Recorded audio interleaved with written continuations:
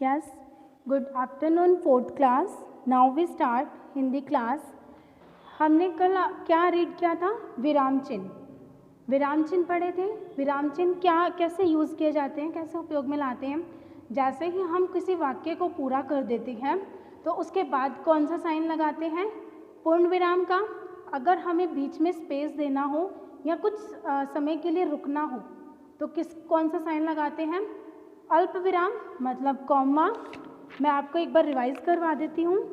Next, अर्धविराम कहाँ पर यूज़ करता है? जहाँ मतलब पूर्ण विराम से तो कम समय लगता है और अल्प विराम से ज़्यादा समय लगे तो वहाँ पर क्या यूज़ करते हैं हम? अर्धविराम. ठीक है. विस्मयादि और प्रश्न सूचक चिन्ह, जहाँ पे हमने कोई प्रश्न पूछना हो किसी से तो वहाँ पर कौन सा साइन लगाया जाता है? प्रश्न सूचक चिन्ह. फिर है विस्मय सूचक चिन्ह. आश्चर्य, घृणा, शोक, इस चीज़ को व्यक्त करने के लिए कौन सा चिन्ह लगाया जाता है? विस्मय सूचक का. और योजक चिन्ह कब लगाते हैं? जैसे दो सिमिलर से समान साउंड के या आवाज़ वाले हमें शब्द लिखने होते हैं तो उनके बीच में क्या लगाते हैं? योजक चिन्ह. जैसे रोटी वोटी, साफ सुथरे या दिन रात, सही अच्छा बुरा, इस तरह के वर्ड शब्द लेते हैं.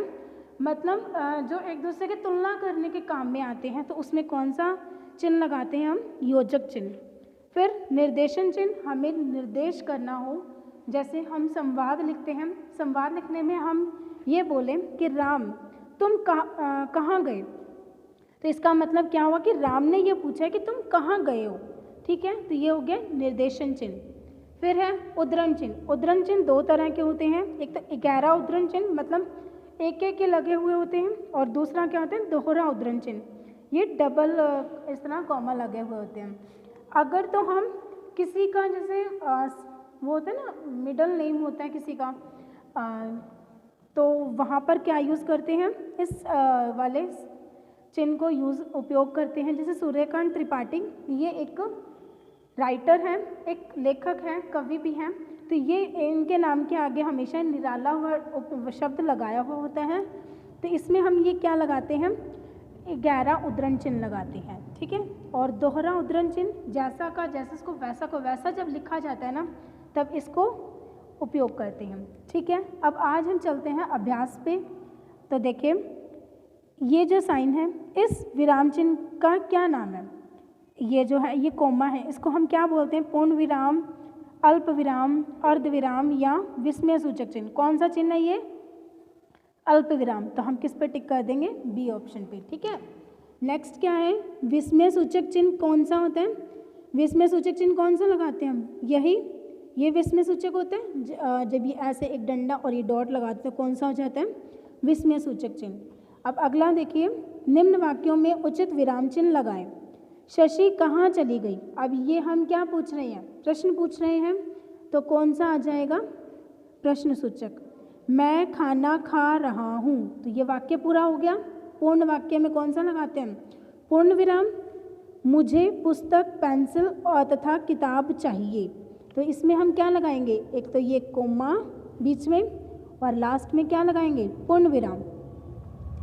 ठीक है. समझ आ गया सबको? अरे तुम आ गए. अरे अरे के आगे क्या लगाएंगे हम?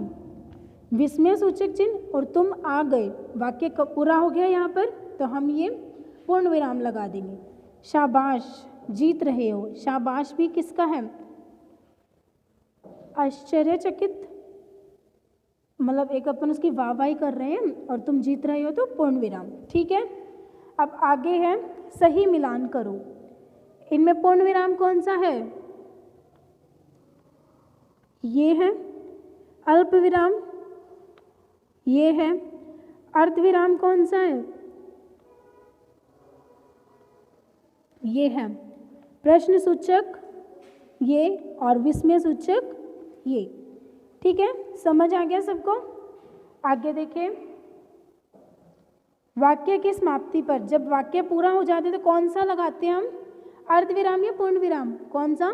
पूर्ण विराम. तो यहाँ पे क्या आ जाएगा? पूर्ण विराम. ठीक है. बहुत कम समय जहाँ रुकना हो वहाँ पर क्या लगाते हैं? अल्प विराम या अर्ध विराम, कौन सा? अल्प विराम।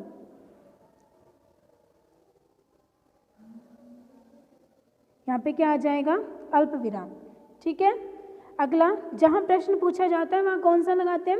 ऑफ कोर्स, कौन सा? प्रश्न सूचक। तो इस पे क्या आ जाएगा? प्रश्न सूचक। यहाँ क्या आएगा? प्रश्न सूचक। ठीक है, आगे, आश्चर्य, घृणा, हर्ष, शोक आदि भावों को प्रकट करने हेतु चिन्ह का प्रयोग करते हैं। कौन से चिन्ह का प्रयोग करते हैं? विस्मय सूचक का। तो यहाँ पर क्या आ जाएगा हमारे पास? विस्मय सूचक चिन्ह। ठीक है, आ गया समझ सबको? अब आपका विराम चिन्ह वाला जो टॉपिक था वो पूरा हो चुका है। इनको आप अपनी बुक्स में ही करोगे, नोटबुक्स में इनको नहीं करना। Okay, fourth class. Okay, thank you fourth class.